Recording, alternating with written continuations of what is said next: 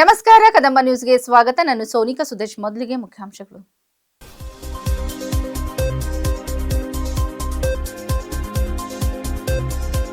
ಪತ್ರಿಕಾ ರಂಗ ಸಮಾಜದ ಕಣ್ಣು ಧ್ವನಿಯಾಗಬೇಕು, ಶಾಸಕ ಸಿದ್ದು ಪಾಟೀಲ್.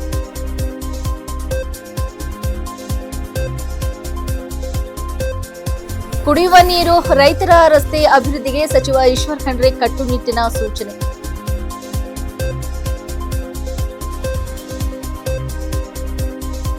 ಗುರುವಿನ ಮಾರ್ಗದರ್ಶನದಿಂದ ಜೀವನ ಸಾರ್ಥಕ, ಜ್ಞಾನ ಶ್ರೀ ದಾದ ಮಹಾರಾಜ್.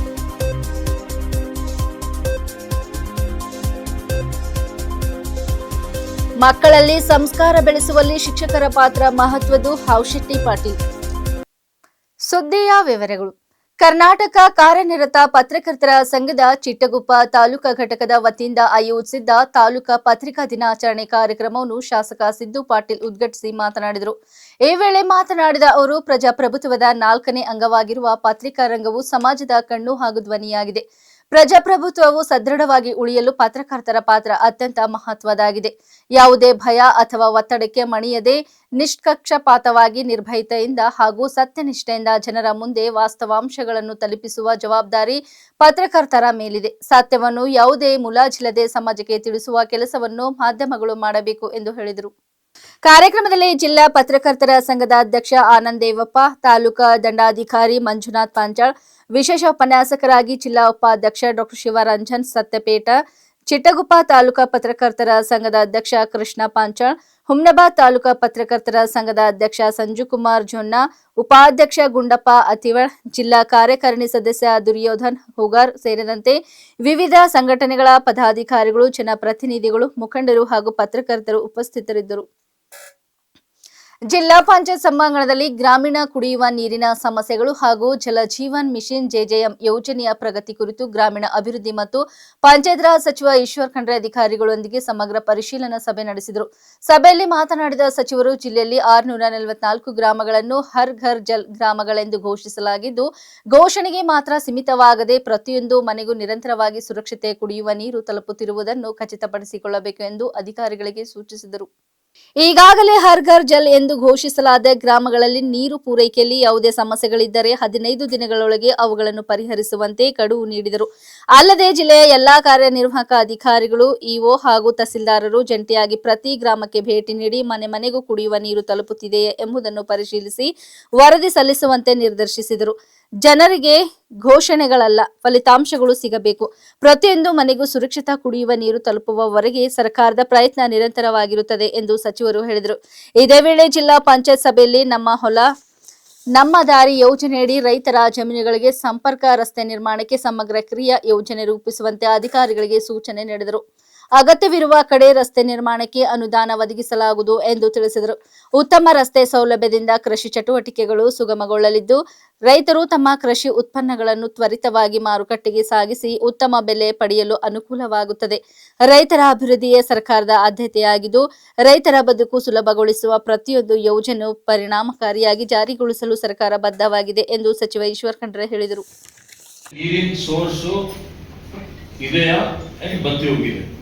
ಬೋರ್ವೆಲ್ ಸೋರ್ಸ್ ಇದೆ, ಸರ್ಫೇಸ್ ವಾಟರ್ ಇದ್ರೆ ಇಟ್ಸ್ ಓಕೆ. ಗೊತ್ತಾಯ್ತಾ? ಇಷ್ಟು ಎಲ್ಲ ಇವುಗಳು ಎಲ್ಲಾ ಕಡೆಯಿಂದ ನಿಮ್ಮ ಇವುಗಳಿಗೆ ಎಷ್ಟು 600 ಎಷ್ಟಾಗಿದೆ? 6.4 ಅವರೇಜ್ 100 ಬರ್ತಾವ ನಿಮ್ಗೆ. ಗೊತ್ತಾ? ಈಗ ಇಮಿಡಿಯೇಟ್ಲಿ ನೀವು ಎಲ್ಲಾ ಕಡೆ ರಿಪೋರ್ಟ್ ತರಿಸ್ಕೊಂಡು ಖುದ್ದಾಗಿ ಒಂದು 4-5 ಕಡೆ 10 ಕಡೆ ಎಲ್ಲಾ ಕಡೆ ಹೋಗಿ ಭೇಟಿ ಕೊಡಿ. ಎಲ್ಲಾ ಕಡೆ ವಿಸಿಟ್ ಕೊಟ್ಟು ನನಗೆ ಅದ್ರ ಬಗ್ಗೆ ಕರೆಕ್ಟ್ ಆಗಿ ಹರ್ಗರ್ಜಲ್ ಆಗಿದ್ದ ಮಾಹಿತಿ ಎಲ್ಲ ತಾಲೂಕು ವೈಸ್ ಕೊಟ್ಬಿಡಿ. ಆಲ್ ತಹಶೀಲ್ದಾರ್ಸ್ ನೀವೆಲ್ಲರೂ 4-5 ವಿಲೇಜ್ ಭೇಟಿ ಕೊಡ್ರಿ. ಎಲ್ಲ ತಹಶೀಲ್ದಾರ್ಗಳು ಹರ್ಗರ್ ವಿಲೇಜ್ ಎಲ್ಲೆಲ್ಲ ಆಗಿದೆ, ಹರ್ಗರ್ ಜಲ್ ಆಗಿದ್ದು ಆಕ್ಚುಯಲ್ ಆಗಿದೆಯಾ, ಏನಾಗಿಲ್ಲ. ಆಗದೇ ಇದ್ರೆ ಏನಾಗಿದೆ ನೋಡಿ. ಆಗದೇ ಇದ್ರೆ ಇವತ್ತು ನಾನು ಒಮ್ಮೆ ಆಕ್ಷನ್ ತಗೋಬೇಕು ಅಂತಲ್ಲ, ಅದು ಕರೆಕ್ಷನ್ ಆಗಬೇಕು. ಕರೆಕ್ಷನ್ ನೀವು ಡಿಪಾರ್ಟ್ಮೆಂಟ್ ಏನ್ ಮಾಡಬೇಕು. ನೀವು ಇವುಗಳಿಗೆ ಕೂತ್ಕೊಂಡು ಚರ್ಚೆ ಮಾಡ್ರಿ. ನಿಮ್ಗೆ 15 days ಟೈಮ್ ಕೊಡ್ತೇವೆ ನಾವು. ಎಲ್ಲ ಇವ್ರದ್ದು ಜವಾಬ್ದಾರಿ. ಪ್ರತಿಯೊಂದು ವಸ್ತು ಎಲ್ಲ ನೋಡ್ಕೊಂಡು ನನಗೆ ವರದಿನೂ ಕೊಡಬೇಕು. ತಹಶೀಲ್ದಾರ್ಗಳು ಅಸಿಸ್ಟ್ ಮಾಡಿ ಅವರಿಗೆ. ಗೊತ್ತಾಯ್ತಾ? ಎಲ್ಲ ಕಡೆ ನೀರಿನ ಏನೇನು ಸಮಸ್ಯೆ ಇದೆ ನೋಡ್ಕೊಂಡು ಅವ್ರು ಎಷ್ಟು ಇವ್ರು ಈಗಾಗಲೇ ಘೋಷಣೆ ಮಾಡಿದ್ದಾರೆ. ಘೋಷಣೆ ಮಾಡಿದ ಅರ್ಥ ಏನಪ್ಪಾ ಅಂದ್ರೆ ಈ ಊರಲ್ಲಿ ನೀರಿನ ಸಮಸ್ಯೆ ಇಲ್ಲ, ಪ್ರತಿಯೊಂದು ಮನೆಗೆ ನೀರು ಬರ್ತಾ ಇದೆ ಅಂತ ಆಗಿದೆ. ಅದಕ್ಕೆ ಎಲ್ಲೆಲ್ಲಿ ನ್ಯೂನತೆಗಳಿದೆ, ಎಲ್ಲೆಲ್ಲಿ ಸಮಸ್ಯೆಗಳಿದೆ ಆ ನೋಟ್ ಮಾಡಿಕೊಂಡು ಅದು ತಂದು ನೆಕ್ಸ್ಟ್ ಒಂದು 15 days ನಂತರ may be 15th August or 20th August separate ಇದಕ್ಕೆ ಒಂದು ಸಭೆ ಕರಿತೀವಿ, ಅದರಲ್ಲಿ ಮಾಡಬೇಕು. ತಿಳಿತಾ ಇನ್ನು SVS ಎಷ್ಟು ಪೆಂಡಿಂಗ್ ಇದೆ, MVS ಎಷ್ಟು ಪೆಂಡಿಂಗ್ ಇದೆ? ನಮ್ಮ ಹೊಲ ನಮ್ಮ ದಾರಿ ಅಂದ್ರೆ ಬಹಳಷ್ಟು ಜನರಿಗೆ ಹೊಲಗಳು ಒಳಗಡೆ ನೋಡ್ಲಿಕ್ಕೆ ಪ್ರಾಬ್ಲಮ್ ಇದೆ. ಆ ಜನ ನಮ್ಮ ಹತ್ರ ಬರ್ತಾರೆ, ಅದಕ್ಕೆ ನಾವು ಮಾಡಿಸಿದ್ರೆ ಇನ್ನೂ ಬಹಳಷ್ಟು ಪೆಂಡಿಂಗ್ ಇದೆ. ಅದಕ್ಕೆ ನಮ್ಮ ಜಿಲ್ಲೆಯಲ್ಲಿ ಟೋಟಲಿ 2 years ಅಲ್ಲಿ ಈ ವರ್ಷ ಒಂದು 25 to 50 crores, next year 50 crores ಕೊಟ್ರೆ ನಾವು ಎಷ್ಟು ಕಿಲೋಮೀಟರ್ ಡೆವಲಪ್ ಮಾಡಬಹುದು ಅಂದ್ರೆ ಮೇನ್ ರೋಡ್, ಕನೆಕ್ಟಿವಿಟಿ ರೋಡ್ ಬಿಟ್ಟು ಈ ರೈತರಿಗೆ ಹೆಲ್ಪ್ ಆಗುತ್ತೆ. ನಾವು ಹೈವೇ ಮಾಡಿದ್ರೆ 10 ಕೋಟಿ ಖರ್ಚಾದ್ರೆ ಅವನು ಕೇಳಲ್ಲ, ಆ ಹೊಲಗಳಿಗೆ ನಾವು ರಸ್ತೆ ಮಾಡಿದ್ರೆ ಅವನು ನೆನಪಿರ್ತಾನೆ. ಆ ರೀತಿಯಲ್ಲಿ ಎಷ್ಟು ಅರ್ಜಿಗಳು ಬರ್ತಾವೆ. ಇವುಗಳು ನಿಮ್ಗೆ ಏನು ಐಡಿಯಾ ಇದೆಯಾ ಸರ್? ಸಬ್ಮಿಷನ್ ಸರ್ ತಾವು ತಹಶೀಲ್ದಾರ್ ನೀವು ತಹಶೀಲ್ದಾರ್ ಇದ್ದೀರಾ? AC ನೋಡಿ, ಇಬ್ರು AC ಇದ್ದೀರಿ. ಬಹಳ ಕಡೆ ನಮ್ಮ ಹೊಲಗಡೆ ಹೋಗ್ಲಿಕ್ಕೆ ದಾರಿ ಬಿಡಲ್ಲ, ಅದು ಇದು ಬಹಳ ಜನ ಬರ್ತಾರೆ ರೈತರು. ಅವ್ರಿಗೆ ಎಲ್ಲಿ ನಮ್ ದಾರಿ ಏನ್ ಮಾಡ್ಕೊಡೋದಲ್ಲ, ಅದು ಅಳತೆ ಮಾಡಿ ಕೊಡ್ಬೇಕು.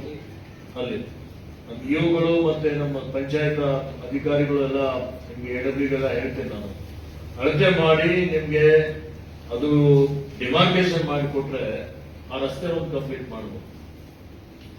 ಅವರಿಗೆ ಒಂದಂತೂ ಅದರಿಂದ ಅಗ್ರಿಕಲ್ಚರ್ ಪ್ರೊಡಕ್ಷನ್ ಜಾಸ್ತಿ ಆಗುತ್ತೆ, ಮಾರುಕಟ್ಟೆಗೆ ತಗೊಂಡು ಹೋಗ್ಲಿಕ್ಕೆ ಅವ್ರಿಗೆ ಈಸಿ ಆಗುತ್ತೆ. ಅಂತದ್ದು ಎಷ್ಟದಾವ ಅಷ್ಟು ಎಸ್ಟಿಮೇಟ್ಗಳು ರೆಡಿ ಆಗ್ಬೇಕು.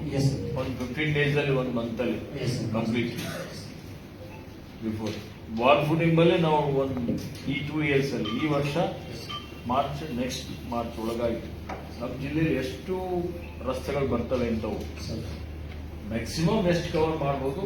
ಮೆಜಾರಿಟಿ ಆಫ್ ದ ಫಾರ್ಮರ್ಸ್ಗೆ ಕವರ್ ಮಾಡಿ ಕೊಡ್ಬೋದು.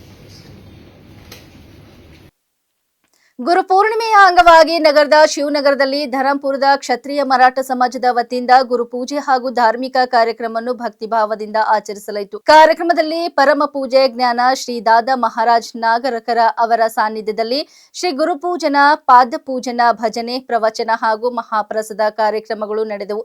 ನೂರಾರು ಭಕ್ತರು ಭಾಗವಹಿಸಿ ಗುರುಗಳಿಗೆ ಪೂಜೆ ಸಲ್ಲಿಸಿ ಆಶೀರ್ವಾದ ಪಡೆದರು. ಈ ಸಂದರ್ಭದಲ್ಲಿ ಮಾತನಾಡಿದ ಜ್ಞಾನ ಶ್ರೀ ದಾದಾ ಮಹಾರಾಜ, ಭಾರತೀಯ ಸಂಸ್ಕೃತಿಯಲ್ಲಿ ಗುರುಪೂರ್ಣಿಮೆ ಅತ್ಯಂತ ಪವಿತ್ರ ದಿನವಾಗಿದೆ. ಈ ದಿನ ಗುರುವಿನ ಮೇಲಿನ ಭಕ್ತಿ, ಶ್ರದ್ಧೆ ಮತ್ತು ಕೃತಜ್ಞತೆಯನ್ನು ವ್ಯಕ್ತಪಡಿಸುವ ದಿನವಾಗಿದೆ. ಜೀವನದಲ್ಲಿ ಅನೇಕ ಸಮಸ್ಯೆಗಳು ಎದುರಾದಾಗ ಗುರುಗಳ ಮಾರ್ಗದರ್ಶನವೇ ಮನುಷ್ಯನಿಗೆ ಸರಿದಾರಿಯನ್ನು ತೋರಿಸುತ್ತದೆ. ಗುರುಗಳು ಅಜ್ಞಾನವನ್ನು ದೂರ ಮಾಡಿ ಸುಖ, ಶಾಂತಿ ಮತ್ತು ಸಾರ್ಥಕ ಬದುಕಿನತ್ತ ಕರೆದೊಯ್ಯುವ ದಿವ್ಯ ಶಕ್ತಿಯಾಗಿದ್ದಾರೆ ಎಂದು ಹೇಳಿದರು. ಕಾರ್ಯಕ್ರಮದಲ್ಲಿ ದಿಗಂಬರ್ ಮಾನ್ಕೇರಿ, ಜನಾರ್ದನ್ ಬಿರಾದರ್, ಪದ್ಮಾಕರ್ ಪಾಟೀಲ್, ವೆಂಕಟ್ ಮಾನ್ನೆ, ರಂಜಿತ್ ಪಾಟೀಲ್, ಪ್ರದೀಪ್ ಬಿರಾದಾರ್, ಕೃಷ್ಣರಾವ್ ಪಾಟೀಲ್ ಸೇರಿದಂತೆ ಸಮಾಜದ ಮುಖಂಡರು ಹಾಗೂ ಭಕ್ತರು ಉಪಸ್ಥಿತರಿದ್ದರು. ಗುರುಪೂರ್ಣಿಮೆ ಅಂಗವಾಗಿ ಭಕ್ತರು ಗುರುಗಳ ಆಶೀರ್ವಾದ ಪಡೆದು ಮಹಾಪ್ರಸಾದ ಸ್ವೀಕರಿಸಿದರು.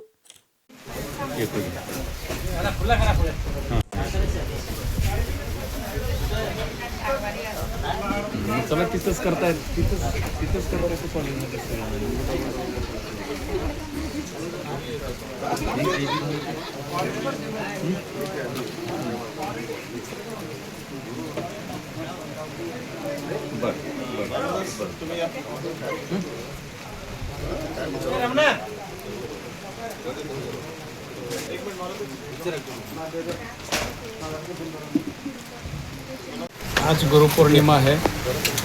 आज का दिन हमारे भारतीय संस्कृति और अध्यात्म शास्त्र में बहुत पवित्र दिन माना जाता है।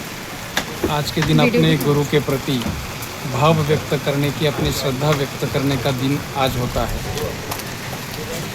इस जीवन में जब संसार करते काम करते व्यक्ति थक जाता है, मुसीबत में आता है, संकट में आता है, तो उसे सबसे पहले जब दुनिया में हर जगह पे जाके आता है लेकिन उसे अपने प्रॉब्लम का सोल्यूशन नहीं मिलता, तब वो जब वो गुरु के पास जाता है तो गुरुजी उसको उसके दुख से, स्वामी जी उसके गुरु जो है उसके दुख से उसको बाहर निकालते हैं। इसीलिए गुरु पूर्णिमा का अवसर है वो पूरे भारतवर्ष में बहुत बड़े प्रमाण पर मनाया जाता है। गुरु के प्रति जो अपना भाव है, श्रद्धा है, निष्ठा है, उसका प्रत्यय देने का आज का दिन होता है। गुरु के प्रति अपनी श्रद्धा अडल है, विश्वास है। यही गुरु पूर्णिमा के दिन आप सभी को शुभकामनाएं, शुभाशय। ನಗರದ ಋಷಿಕೇಶ್ ಶಿಕ್ಷಣ ಸಂಸ್ಥೆಯಡಿಯಲ್ಲಿ ಕಾರ್ಯನಿರ್ವಹಿಸುತ್ತಿರುವ ಅರುಣೋದಯ ಹಿರಿಯ ಪ್ರಾಥಮಿಕ ಹಾಗೂ ಪ್ರೌಢಶಾಲೆಯಲ್ಲಿ ಗುರು ಪೂರ್ಣಿಮೆಯ ಅಂಗವಾಗಿ ಗುರುವಂದನಾ ಕಾರ್ಯಕ್ರಮವನ್ನು ಭಕ್ತಿಭಾವದಿಂದ ಆಚರಿಸಲಾಯಿತು. ಕಾರ್ಯಕ್ರಮವನ್ನು ಹಾವ್ಶೆಟ್ಟಿ ಪಾಟೀಲ್ ಉದ್ಘಾಟಿಸಿ, ಜೀವನದಲ್ಲಿ ಸರಿದಾರಿ ತೋರಿಸುವ ಪ್ರತಿಯೊಬ್ಬರು ಗುರುಗಳೇ ಆಗಿದ್ದು, ಮಕ್ಕಳಲ್ಲಿ ಉತ್ತಮ ಸಂಸ್ಕಾರ ಮತ್ತು ಮೌಲ್ಯಗಳನ್ನು ಬೆಳೆಸುವಲ್ಲಿ ಶಿಕ್ಷಕರ ಪಾತ್ರ ಮಹತ್ವದಾಗಿದೆ ಎಂದು ಹೇಳಿದರು. ಮುಖ್ಯ ಅತಿಥಿ ಡಾಕ್ಟರ್ ಪಲ್ಲವಿ ಪಾಟೀಲ್ ಮಾತನಾಡಿ, ಭಾರತದ ಸಂಸ್ಕೃತಿ ಉಳಿಯಲು ಗುರುಗಳು ಹಾಗೂ ತಂದೆ ತಾಯಿಯರ ಕೊಡುಗೆ ಅನನ್ಯವಾಗಿದ್ದು, ಮಕ್ಕಳ ವ್ಯಕ್ತಿತ್ವ ವಿಕಾಸಕ್ಕೆ ಪಾಲಕರು, ಶಿಕ್ಷಕರು, ಶಿಕ್ಷಣ ಸಂಸ್ಥೆ ಮತ್ತು ಸಮಾಜದ ಸಹಕಾರ ಅಗತ್ಯ ಎಂದರು. ಕಾರ್ಯಕ್ರಮದ ವಿಶೇಷ ಆಕರ್ಷಣೆಯಾಗಿ ವಿದ್ಯಾರ್ಥಿಗಳು ತಮ್ಮ ತಾಯಂದಿರಿಗೆ ತಿಲಕವಿಟ್ಟು ಹಾರ ಹಾಕಿ ಆರತಿ ಬೆಳಗಿ ಆಶೀರ್ವಾದ ಪಡೆದು ಗೌರವ ಸಲ್ಲಿಸಿದರು. ಇದೇ ವೇಳೆ 9 ಮತ್ತು 10ನೇ ತರಗತಿ ವಿದ್ಯಾರ್ಥಿಗಳಿಂದ ಭವ್ಯ ಭಾರತದ ನಿರ್ಮಾಣಕ್ಕೆ ವಿಭಕ್ತ ಕುಟುಂಬ ಸೂಕ್ತವೋ ಅವಿಭಕ್ತ ಕುಟುಂಬ ಸೂಕ್ತವೇ ಎಂಬ ವಿಷಯದ ಕುರಿತು ಹರಟೆ ಕಟ್ಟೆ ಚರ್ಚಾ ಕಾರ್ಯಕ್ರಮ ನಡೆಯಿತು. ಅಧ್ಯಕ್ಷತೆ ವಹಿಸಿದ್ದ ಸಂತೋಷ್ ಕುಮಾರ್ ಮಂಗಳೂರ್, ಮಕ್ಕಳಿಗೆ ಉತ್ತಮ ಶಿಕ್ಷಣದ ಜೊತೆಗೆ ಉತ್ತಮ ಸಂಸ್ಕಾರ ನೀಡುವುದು ಪ್ರತಿಯೊಬ್ಬರ ಕರ್ತವ್ಯ ಎಂದು ತಿಳಿಸಿದರು.